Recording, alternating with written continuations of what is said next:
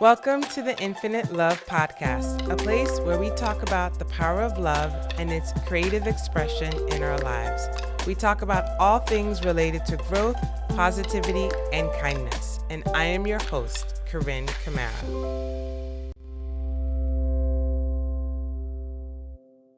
Episode 74, Falling in Love with Compassion. Compassion is a huge part of infinite love, and I'm excited to share this guest with you today, whose life's work is to bring more compassion into people's lives. Gissele Taraba has worked in the non-for-profit field in leadership for over 14 years and is a mother of 2 beautiful children. She's a trained counselor and also a trained mindful self-compassion teacher. Under her leadership, she has taken teams that were considered dysfunctional and assisted them in becoming flourishing and compassionate teams. Gissele is co-owners of Maitri Centre for Love and Compassion. She and her husband offer one-to-one sessions and workshops to individuals and also work with businesses to increase the amount of compassion at work. In today's episode, Gissele and I talk about the power of love and compassion. Let's get into it. Hello and welcome to the Infinite Love Podcast. Today we have a beautiful guest, Gissele. Thank you so much for being here. Thank you for having me. Really appreciate it.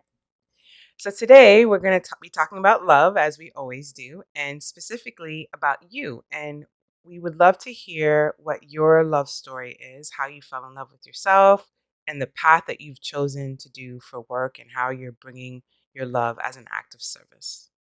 Yeah. Thank you very much for asking me to share my story. I think first, if you don't mind, I would just like to define what I consider a sort of love. I define it more as like unconditional love, unconditionally accepting myself, seeing all aspects of myself, and treating myself kind of with compassion and with gentleness, and really motivating myself that way.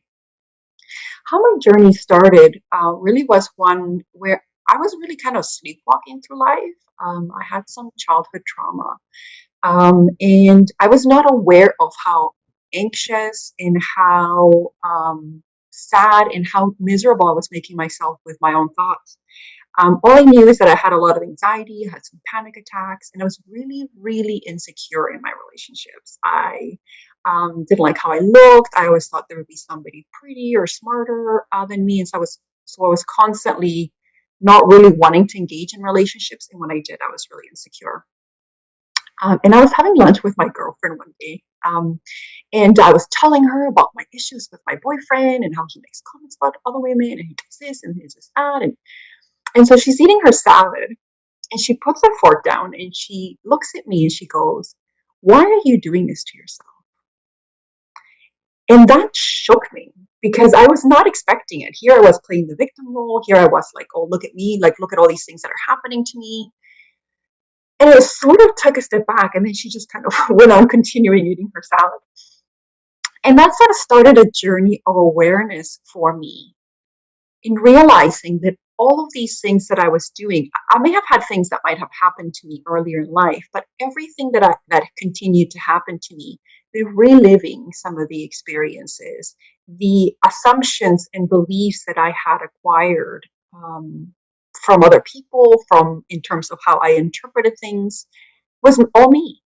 And so I was a really negative thinker. I did not trust myself or other people. And I didn't really love myself. Like I didn't really accept myself as I was. And so I embarked on a journey of really becoming really aware of my thoughts, like really aware of what I was thinking and how I was hurting myself with my thoughts. And I had realized that I had grown up in a really kind of negative environment, not because on purpose. My parents were doing the best they could, and their parents were doing the best they could. So it was like kind of like a cascade of things, right? And so I started to go through this journey of, okay, I need to understand what it is that I believe and how I feel so that I can maybe shift it.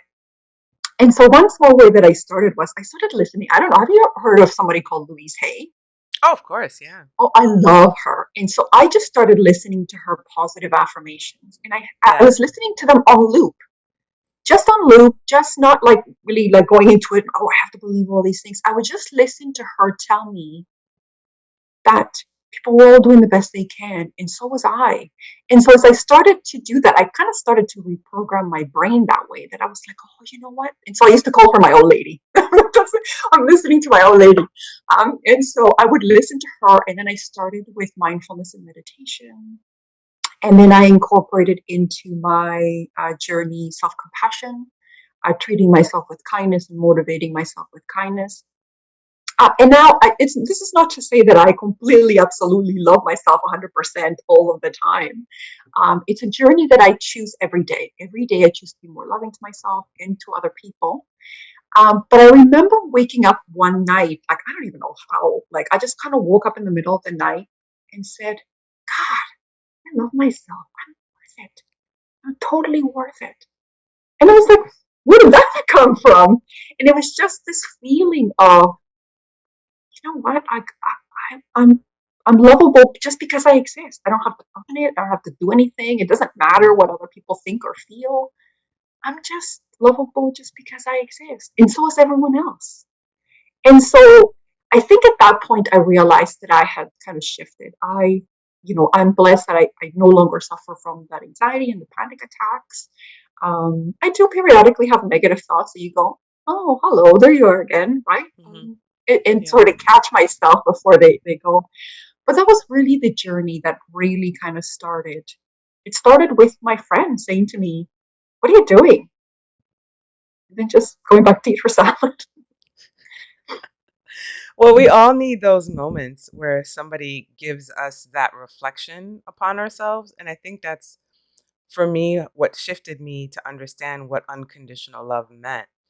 Because somebody else had to say, hey, like, that's not loving Yeah, to yourself, like to myself, the things I was doing to myself, yeah, which was like, you always think that, oh, it's very clear when you say something mean to someone else. Like, that's not a yeah. nice thing to do. But how many times do we say mean things to ourselves? And does Yeah. those, the negative thoughts that we continue to have on repeat in our mind?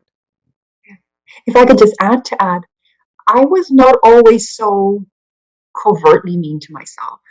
Mhm. It wasn't like I was like, you're a horrible person, you're not doing. It was sometimes very subtle. It Mhm. was in the negative thinking, the I Yeah. can't have everything that I want, or this person is going to go because they're going to find somebody more attractive or maybe smarter. But Mhm. underneath the sponsoring thought of the course thought of that is, I'm not worthy. And I didn't use those words. And so Mhm. I really dug down and said, oh, I don't think I'm worthy. I think that I deserve these things. But on the surface, it just looked like I was a victim, or that I was like, having these negative thoughts. But underneath those thoughts are more, yes, core thoughts and sometimes not so nice thoughts. Right? So, Right. Yeah. The feeling of not feeling loved, not feeling enough, which are the core pains I feel like every human at some point experiences. yeah, Sadly, it's yeah, like one of these places. But I mean, it's how we grow. Maybe this is what this earthly plane is for, to really understand what unconditional love truly is. Because in a lot of ways, we all experience conditional love. We all have that sense yeah, of people love you, but then they take it away, or it becomes a manipulation tool. I'll do this if you do this. And yeah, I think a lot of us understand that level of love, but then when somebody unconditionally loves you, it becomes like a mind warp. I think the first time it happened to me, I was like, well, what do you want? What do you need? Like, what do you want from me? Because love has right. always been, What's your agenda? what's your gender, Yeah, right? Because love has always been transactional. Like, you do this and I do this.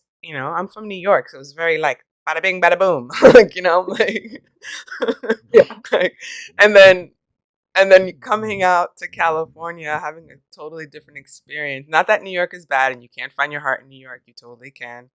But for me, it required me to leave. yeah, And um, I started to understand that people could be different. People can actually give and not want anything in return. yeah.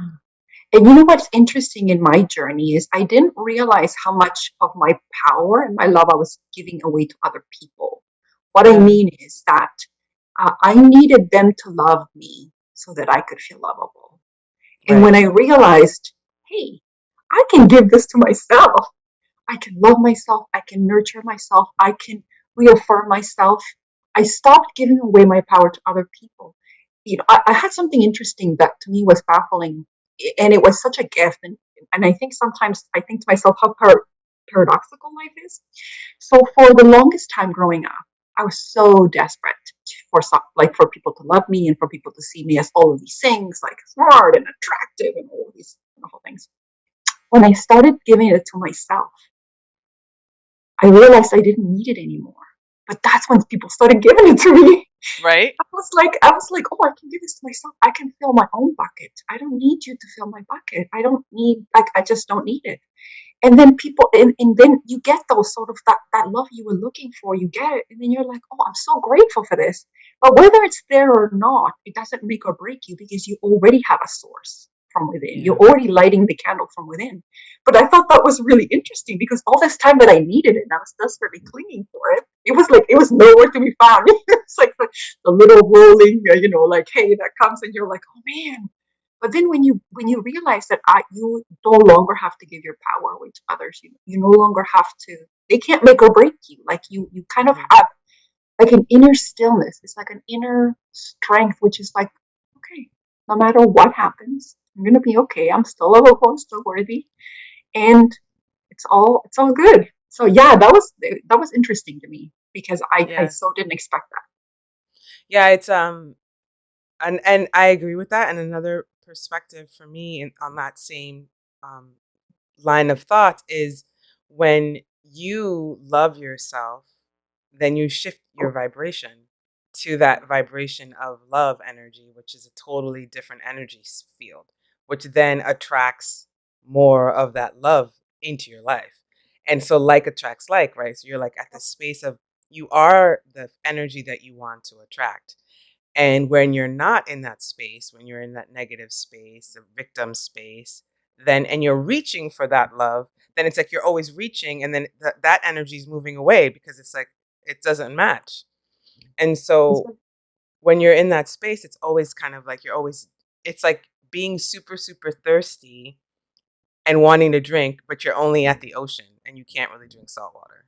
So like you're like, That's I don't have right. any water. I need fresh water. I'm surrounded by water, but I can't drink the water.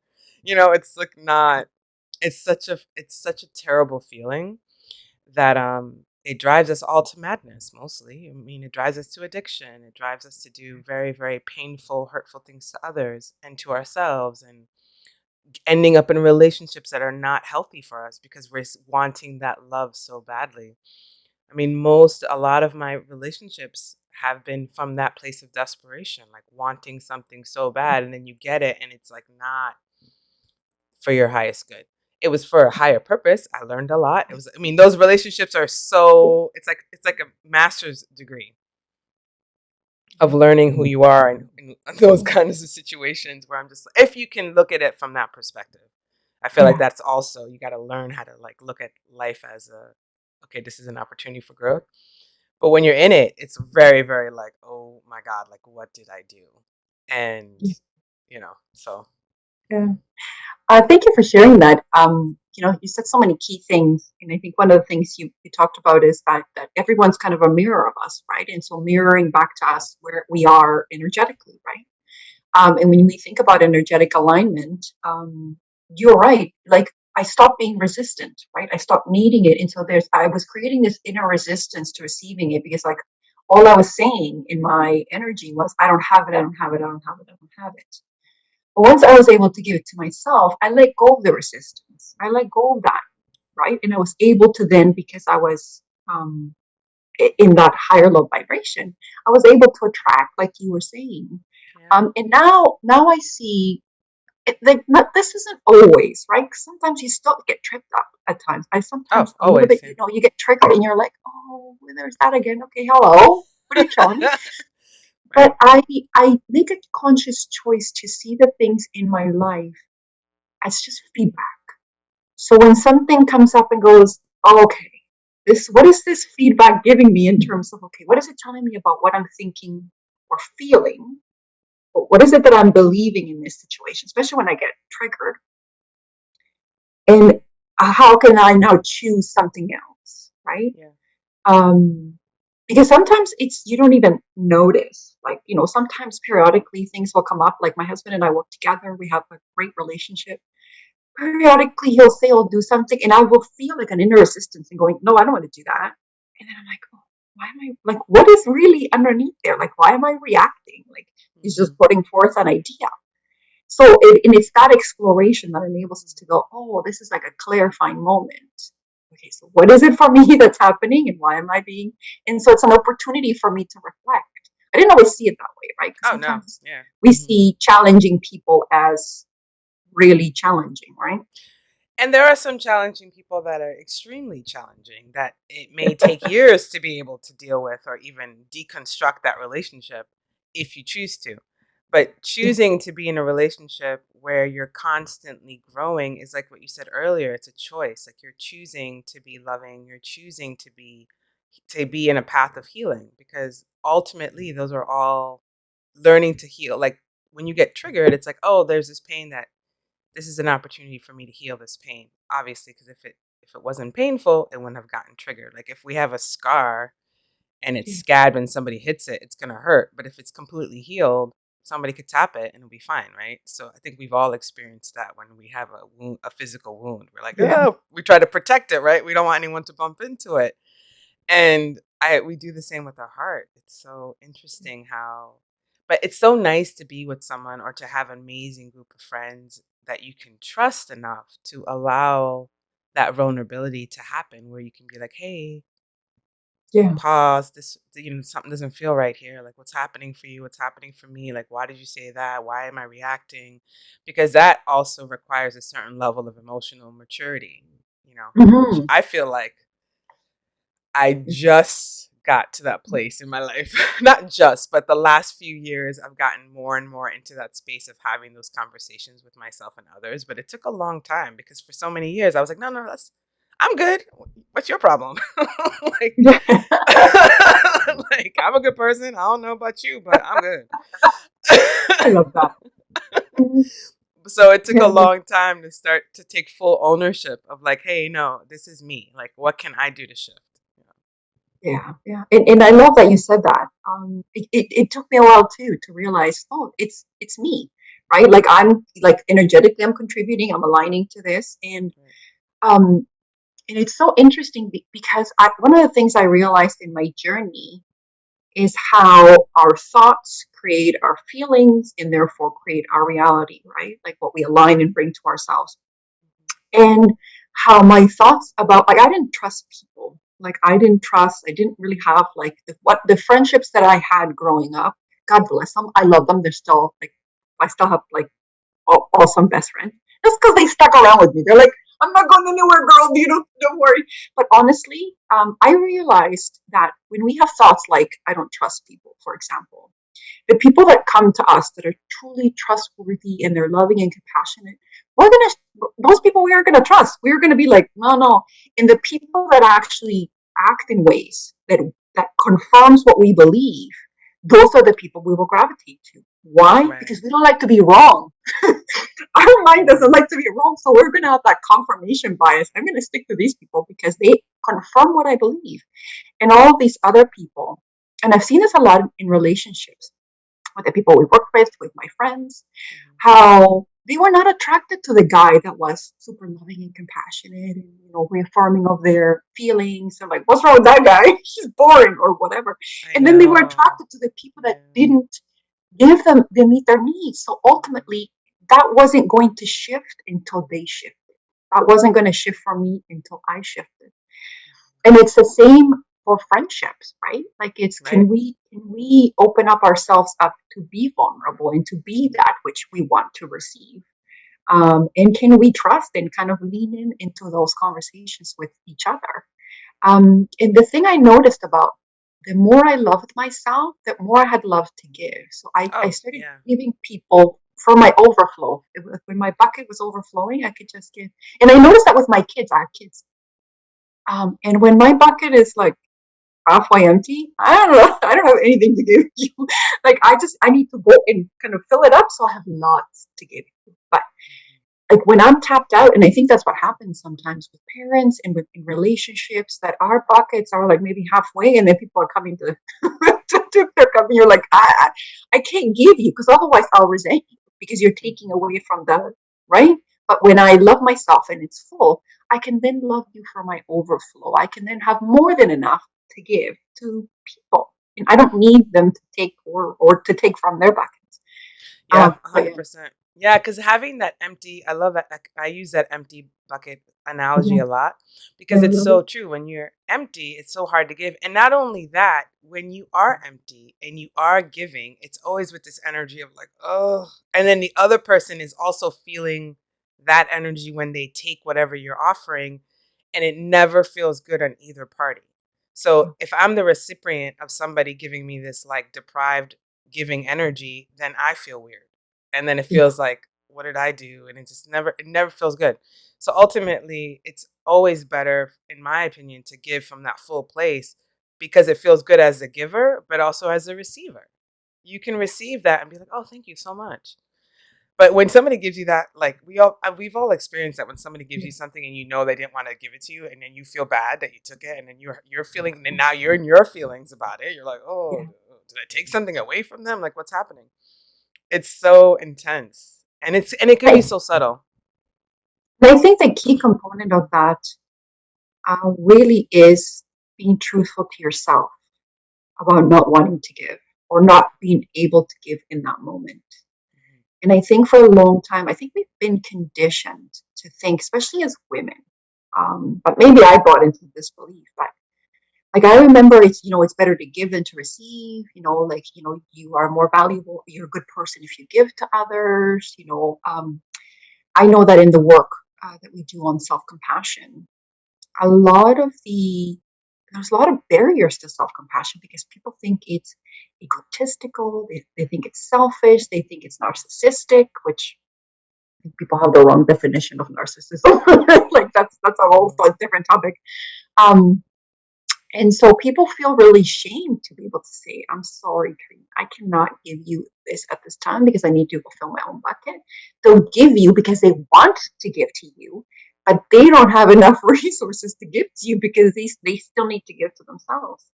And I Mm-hmm. saw that a lot. I see that a lot in caregiver burden, like people who take care of other people, like, they take care of elderly parents and so on. Right. And so what happens in those circumstances is they feel obligated to give, but they don't take time out to take care of themselves and to give them, like, fill up their bucket and then return to give. And that's how you get burnt out. And then what happens is resentment builds, and then you get that potential for abuse, right? Because Right. they're so resentful and they see it as their fault that they're asking for that. And it's sort of like this downward spiral. Absolutely. Yeah, it's a slippery slope when you give when you don't want to give. And I it took me a long time to find my loving power of no. Like, so for so many, I had a practice to say no to everything for a few months. Like, I had to just say no Good to for everything. you. And it was hard, and I didn't realize, because I'm like, I have this exterior personality that I've been, and that's been breaking over the years of being like this tough, like I can do anything. I'm, kind of exterior. That's not truly my soul's purpose, but that's the identity I've built, and that identity will always say yes to everything. Like, yeah, I can do it. Yeah, I can do it. And then it'd be yeah, and it's exactly that kind of way where I'd give, but I don't want to give, and then I'd get resentful, and then I get angry about it, and then I get spiteful and vengeful, and it goes down this dark path. But the power of no, man, that's totally shifted things. 'Cause I was like, I love you, but I'm gonna decline, like like Yeah. just, and it's been great, and and what I love about that, having being able to have amazing friends that you can say no to and respect your no is really nice too, because there are friends that are like, that will give you crap about it. Yeah. So, and I think it's nice to have friends that are like, oh, I totally get it, no worries.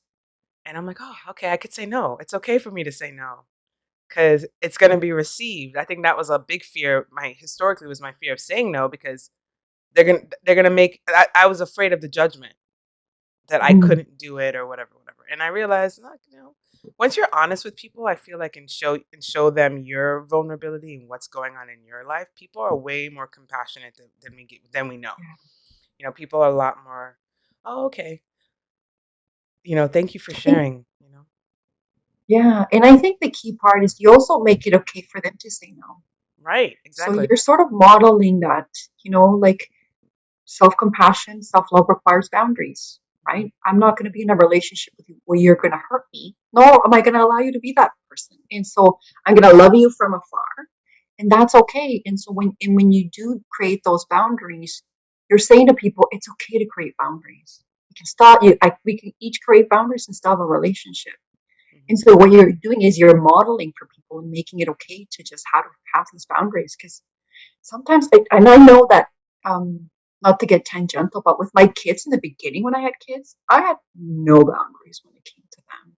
Like anything that they wanted, and then I was like, "What? I'm tapping out. Like I'm tiring out, right?" Like, and then their expectations became, and so now I take time out. They know that my meditation time is for me, and then like when they ask me for something, I'll say I can take care of this right now, or I can. This is when I can do it, or your dad can tap in, right?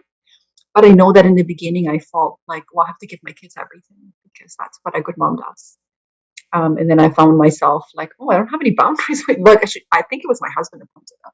He's like, you don't have any boundaries with these kids around you. Like, they see you as an extension of themselves. And it's like, okay. It's like anything that she has. And so it's good. It's been good for the modeling too. And I think so it was my husband who pointed it, and I also noticed it in my son too. Because he would sometimes, like, my kids could come. I'm Hispanic, so my kids coming, hey, kiss me and hug me whenever, wherever, and I do the same thing for them. But he started to do that to his friends, and so some of Mhm. his friends were like, "Whoa, boundaries, right?" And he's like, "What Wow. boundaries?" He's like, "What? There's boundaries?" And so, Oh although man. his sister has lots of boundaries, but so it was that, like, my kids started to notice that, oh, when I'm invading someone's space, I need to ask for that. I need to be Mhm. right. Like, there's just somebody else's little space, and everybody has a right to their space. And so, yeah, Yeah. so that's, Well, yeah, it's that was cute. really helpful for me. It's cute that he was wanting to love and wanting to do all these things, and Yes. people are like, wait, wait. And that's the thing about this planet that's so sad to me, that we're so everyone's so desperate for love, for that unconditional divine love, but then when it comes, so many of us are like, no, no, no, no, no, no.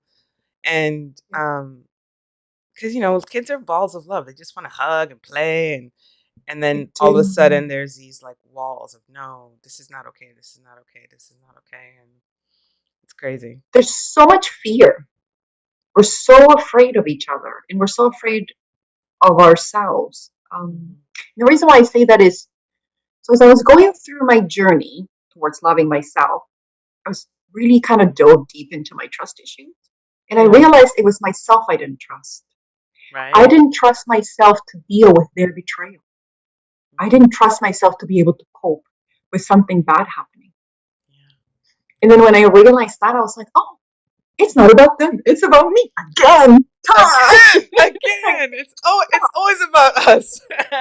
I know. I just had a conversation with a friend, literally last Saturday, and I was telling him that I was having an issue with a friend of mine, a mutual friend, that she like hurt me in the past, and I've been working on forgiving her. And I thought I had forgiven her. I was like, oh, I'm good, we're good.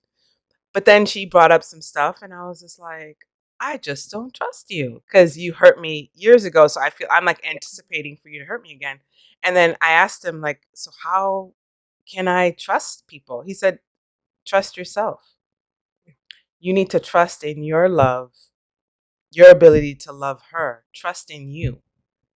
If you're waiting to trust in someone else and waiting for someone to love you, then you've missed the point. Like, you need to be the one to trust you. And I was like, huh. Like, and you know how people say things to you over and over and over, and it's like, okay, that's interesting. Okay, great. But sometimes they Yeah. say it like the 20th time and it finally sinks in. And that was like that moment I had. I was like, this is like the 100th time you've told me this. And Yeah. I feel like it's solidified in a different way, where it's like, yeah, trust is not necessarily about someone else. It's about you trusting that I'm going to be okay if she hurts me again. Yeah. I'm going to be okay if they leave me. I'm going to be okay if the person dies. Right? Because so many people don't want to love, right? Because this idea of this person I love so much is going to die at some point. Right? Yeah. And that is probably one of the most devastating emotions that all of us fear, and all of us are kind of like holding our breath and not wanting to even imagine that the person that we love the most in the world is going to pass. So we Yeah. hold back. And I was just like, God, I Mhm. wonder what it would be like to just fully love everyone and not care about any of that stuff and just fully get into it and not have to worry, because I trust myself that much that I'm going to be okay. Yeah. You know? Yeah. So, yeah.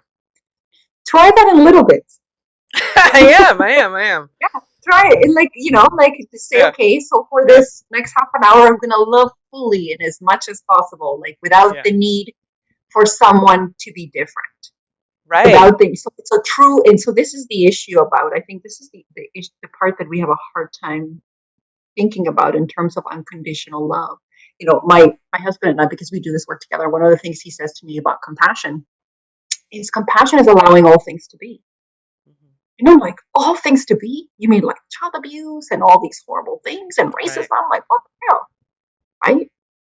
And what he's really talking about is that resistance we introduce, right? Right? We say, I love everyone except those people, Mhm. except these people. Or people have to be different or change in order for them to be lovable.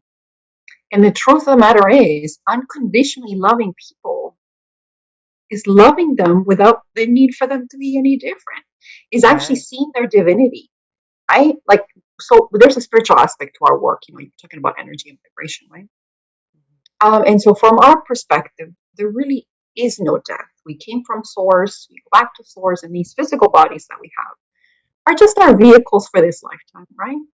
And so, when you think about love, love is like something that is beyond just this three. It's like when you love people, like the way that I love my children is, I think I love them like beyond the physicality. Like I feel like I've always loved them. Like I don't know if we were together, but I don't even know, like in past lives or whatever. But I'm like, my love for them is just like it's outer worldly, if I can think about it that way. Mhm. Um, and so when my husband and I have conversations about compassion, it really is about observing the world and seeing it and saying, okay, in order for me to love this world, it has to change. It doesn't have to change. Now, I can accept what has been created, so that's allow, not introduce a resistance. And I can choose to want to create something different or align to something different, align to a world where we all experience love. We're all accepted. We're all included. We're all seen and valued and loved. So it's those pieces, but it's hard. It's hard when we see the kind of the jagged edges of the world, of ourselves, really, because we all have that potential to or Right. to behave in terrible, horrible ways. And when we see it, we're like, it's them, not us. It's not me. But how would I behave if I was in their circumstance? I don't know. I don't know. Yeah. And so I think the more that we can unconditionally love ourselves first and then others, I think the greater chance we can get to maybe possibly ending up or aligning to a better world. Absolutely. I mean, I love what you said about the divinity. Like, for me, thinking about those evil acts that people do in the world is that idea is that we're all one. So if we're all one, then that means whatever you are, I am. Yeah. I'm choosing not to do those things, but I still have the potentiality Mm-hmm. to do something quote unquote evil, and having compassion for those people, because ultimately they are a reflection of me and I'm a reflection of them. And that whole concept has been very difficult. And especially when you think of people that are really, like, in your mind, evil, like the Hitlers of the world, you're like, how can I even comprehend that level of evil? Right. And that takes a lot of compassion to be like, okay, like, where's his humanity and where's my humanity, and how can I find love in this really dark place? Yeah. And I feel like that's really the work, because it's beautiful to be like, oh, I love everyone, that's amazing, but can I love a pedophile? Like, because there's some people that do stuff, I'm just like, I don't even have the words to comprehend how could anyone do that. But then again, I'm in this incarnation. Who's to say that I didn't have a past life where I was doing exactly that? Hmm. Yeah. So That's right. who am I to judge in this moment? I think that's also for me working on that. Like, I'm not holier than thou. Like, I'm not like getting myself off this pedestal, because I find it's, being on a spiritual journey of like becoming a better person, there is a potentiality where you fall into this like, well, I'm better than you because I'm focused on love and I'm Yeah. a compassionate person. Like, and then it go, then your ego takes over, and then you're not much different than the pedophile in a lot of ways, because your ego has taken over. So Yeah. staying in your heart and being compassionate is a daily choice of constantly looking and reflecting and being peaceful and being like, and looking at multiple angles and really pouring love into it and being like, okay, like, and Yeah. having that gentleness. I think a large part of love, I think, is that gentleness, because when you're gentle, you can start to look at things in a softer, kinder, slower way, which can be helpful in really painful situations where you're just like, the atrocities can be so intense to bear and to even think about, that are happening this very moment. Yeah. It's so funny as you were talking. I follow this man called Paul Selig. He's a channeler. And one of my Yeah. favorite lines that he says is, "When we think we're above someone, we're actually below them." Hmm. It makes me laugh. It's my absolute favorite quote.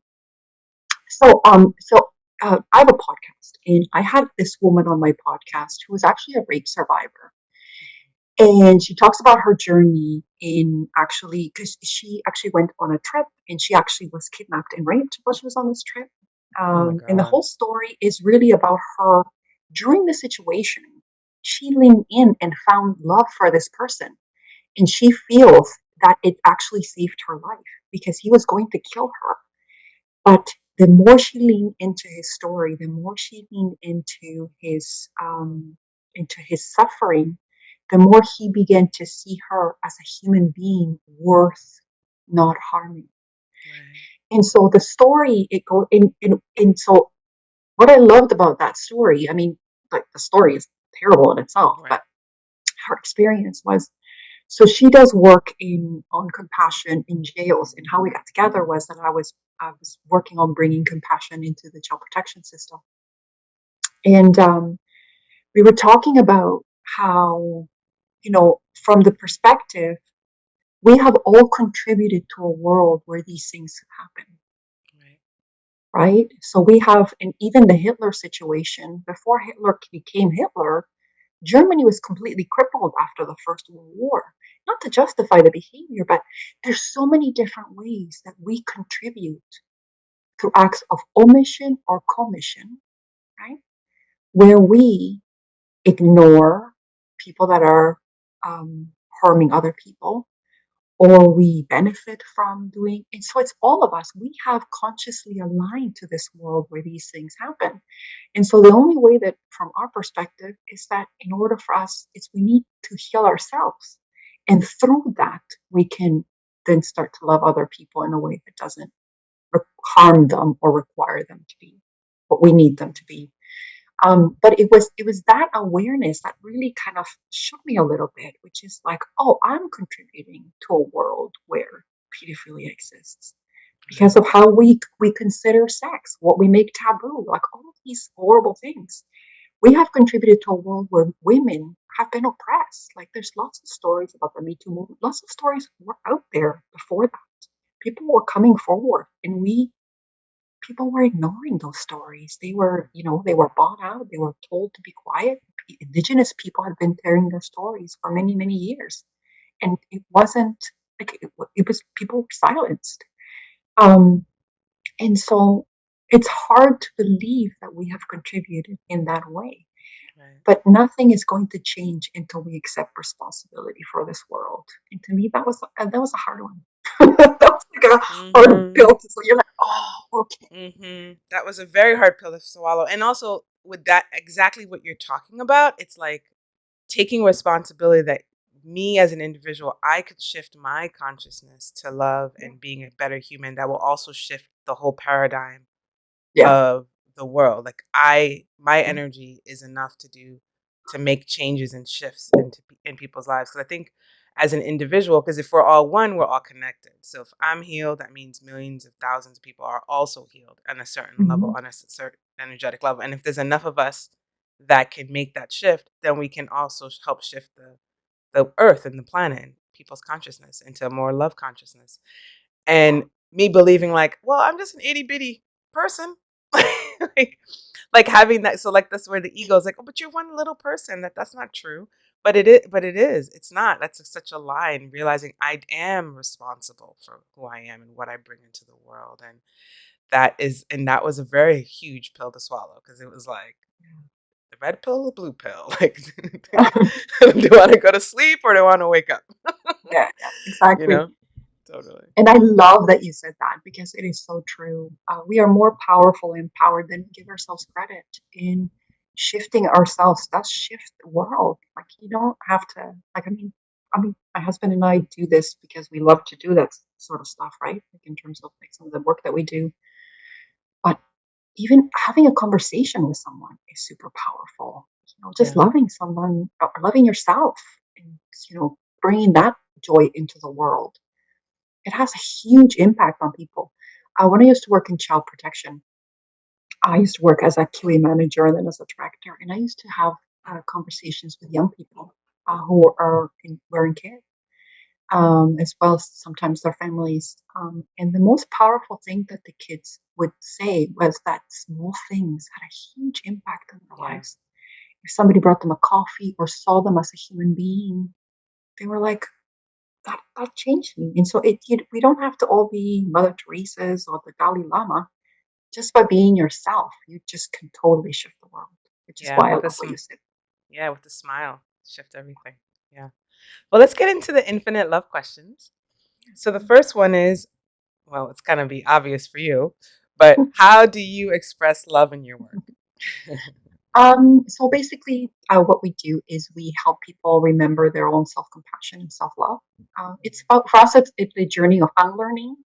We believe that our default setting is love and compassion. We really do.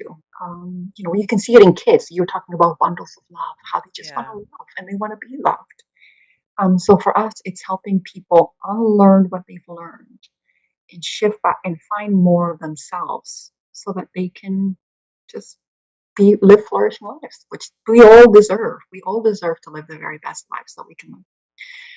Yeah, and we also do this for businesses too. We bring greater compassion into the workplace because there's so many people suffering at work. It's so sad that people are, wouldn't it be a dream if everybody just, did what they love to do, their passion, and were living their joy? Like, yeah, that would be terrific. It would be.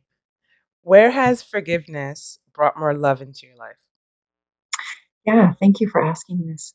It's interesting. Forgiveness is like a bit of an onion. So you think that you forgive, and then there's another layer that you go, oh, there's still that. What happened there? And then there's another Right. layer, and there's another layer. I think one of the things that I realized in my forgiveness process, right? So I've had moments where I've had to forgive myself for hurting someone else. I've wanted to ask for forgiveness. I've also had to forgive people for some of their behavior. One of the things that I noticed in my forgiving other people for their hurtful behavior was that not forgiving kind of kept me energetically attached to them. Like Right. it kept me in that story of the victims, like oppressor. It kept me in that story but it still kept me connected. And I think that once I was able to let go of myself as a victim, as somebody and to see kind of it from a little bit of a broader perspective in terms of, you know, okay, I wasn't responsible for what happened to me, but I'm responsible for the thoughts and feelings and continuing to oppress myself moving forward. So once I was able to forgive other people, um, it opened up more space for love. It's sort of like I was able to let go of those attachments. I was able to let go of that identity that I had created of myself as a victim. Right. I was able to see that the behavior of the person was due to their own hurts and their own needs, unmet needs. And I was able to kind of open up more space for love. So for me, forgiveness was, but what I didn't realize, it was such an onion, right? Mhm. Like it was like I thought, oh, I'm forgiven. Such a good person. Look at me. Yeah, And then check mark. something else would come up, and I'm like, you still here? What are you doing here? Yeah, yeah, Yeah. totally. Yeah, I mean, And then you go again, and then yeah. you go dive deeper and deeper and deeper and deeper and deeper until you're able Hmm. to, from what I've seen, you're able to see the experience almost as something that's happened to someone else. It's very strange. It's sort of, you're able to see it objectively, go, "Yeah, okay, it's in the recesses of my mind or whatever." But it's not like you're not in the story. You're not Right. identified with it. You're not the character that was there, that was all that, those pieces. And so that that has been the interesting uh, observation I've made about forgiveness. Yeah, I love when you are in that place that you're just mentioning, the observation space, because energetically it's so freeing. Yeah. It's just like this the first time it happened to me where I truly forgave somebody and I literally felt like energy had left me and I got filled with all this. I was like, "What is this energy?" It was like my own energy that was like it was almost like my energy was stuck someplace and I really like took off something that was holding it back and it just flooded into me.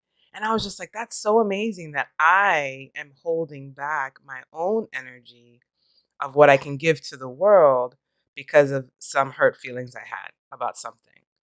Yeah. And to me, it was remarkable. I was just like, wow, so forgiveness really has nothing to do with anybody else. It really Hmm. is an internal journey of letting it go. Because Yeah. what I also know about forgiveness, which I still chuckle about, is like, I'm holding this in. I'm mad as hell. This other person's chilling. They forgot about it. They're living their best life. And here I Yeah. am all like curmudgeon and mad about it. And I'm just like, God, so many years wasted being mad about something that this other person's like not even thinking about it. So it really is an internal like mad about something that almost at that a certain point doesn't even exist anymore. It's literally in your mind. And Yeah. you've created a story around it that has all this momentum and something else will happen. You're like, see what happened? Point, like you were saying earlier, like it's like you create situations in your life to validate that pain. Yeah. It- Yeah. It's in, It's it's intense. what's that saying that is like anger is like the poison you drink so someone else dies? Like Right, it's yeah, Nelson yeah, Mandela yeah, said that. Yeah, like yeah, it's like, anger that you are drinking, you offering poison to someone else and you're yeah. drinking it yourself. So I wanted to share, if you don't mind, before the next question, I wanted to share. Somebody had said to me, it was a friend of mine, basically said, the spirit cannot be broken. And so how that really helped me is like, if we're all spiritual beings, and really, so all of these Mhm. things that we do to one another, ultimately, when we kind of transition or go back to source, we're all whole and complete. So all of these things that we live are just for learning if our soul doesn't is still whole and complete. Mhm. And so that gave me some perspective in terms of like, oh, I'm more powerful than I give myself credit. Like, so that's why, like for us, like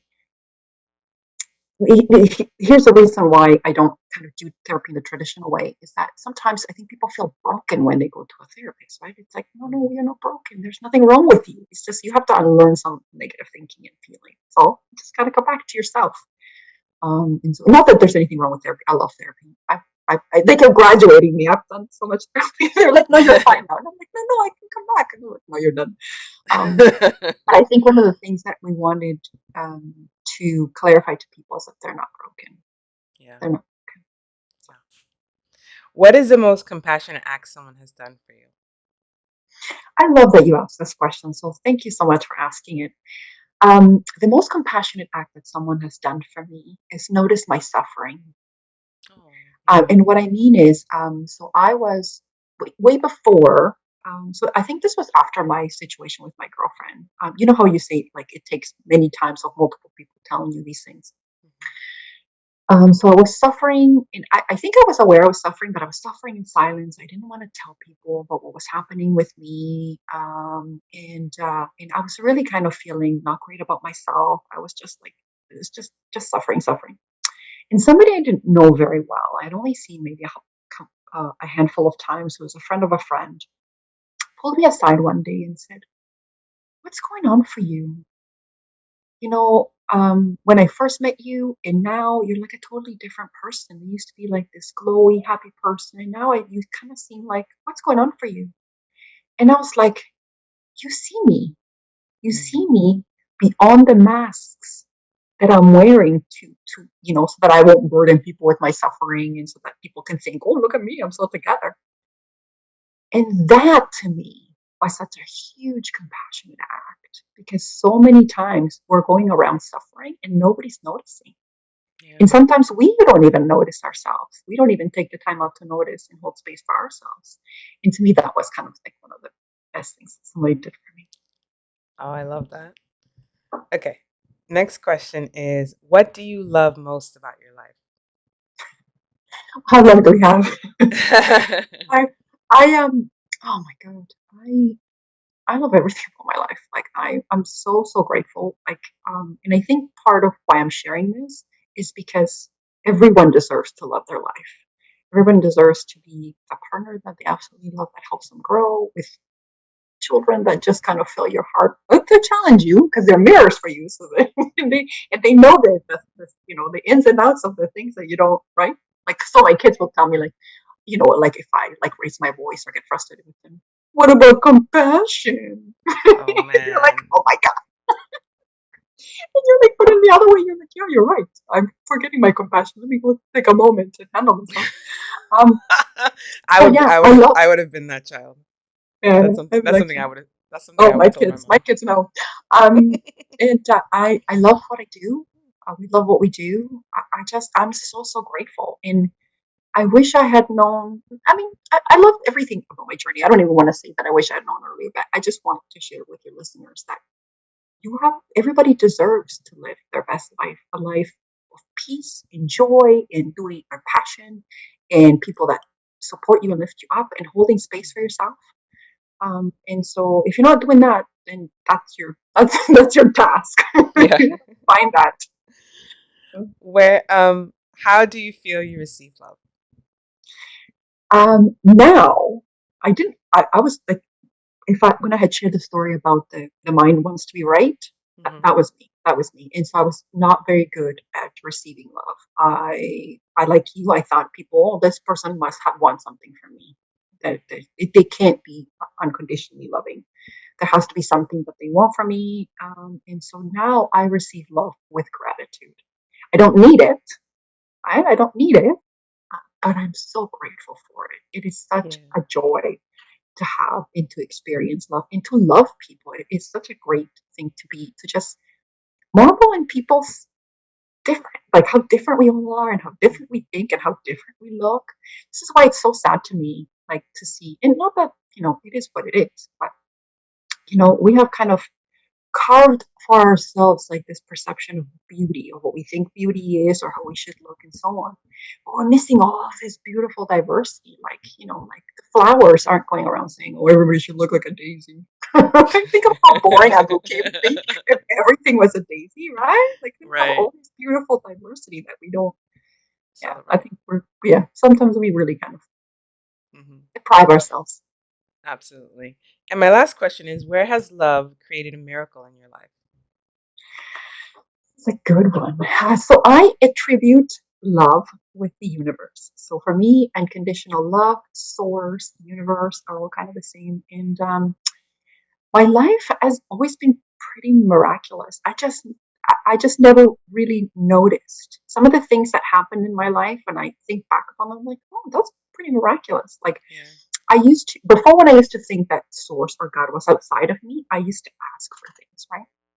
I remember one time when I had like no money, and I had gone on the trip with my girlfriend who had always had more money than I did. I remember I was down to like, I had a week left and I was down to like no money. And so I remember sitting on the bed and saying, God, if you could just give me some money, I need $5, just $5 to get me through.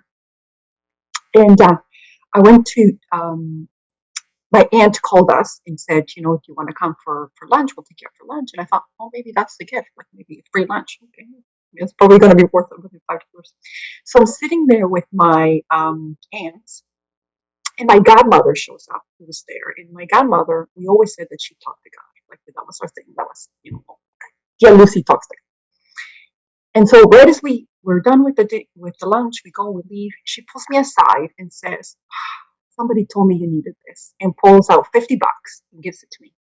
Nice. I start bawling my eyes out because I'm like, right, other than $5, I got 50. But I was like, to me, there were so many instances where I was like, okay, Source, I need this, or I would like that. And Source does that for everyone. But we kind of cut it off. We think we have to do it for ourselves. We're not in alignment with our higher self. And so there's so many different ways that universe loves us and wants to do that for us. But we pinch it off. And for a long time, I had pinched that off. All those experiences that I had, I just kind of went, ah. And then I just totally stopped living from that place. And so, yeah. I love that one story. of my stories. God was like, you want a 5? Here's a 50. Here's a 50. I love it. And then, okay, so my girlfriend was there, and she didn't know this story, right? Because I had done all this while she was taking a shower. You see me at the restaurant bawling my eyes out, bawling. And my aunt, of course, she was like, yeah. And so my friend's like, what's wrong with you? $50. You never had $50 before. I'm like, oh my God, I asked for 5. I'm like, Well, thank you so much for being on the podcast. How can people find you, connect with you and your husband and the work that you're doing? Yeah, thank you very much for that. So you can find us at www.Maitri Centre. So it's MAITRICENTRE.com. And on our website, we have online courses, we have workshops that we do. We also have a podcast as well that talks about love and compassion as well, very similar.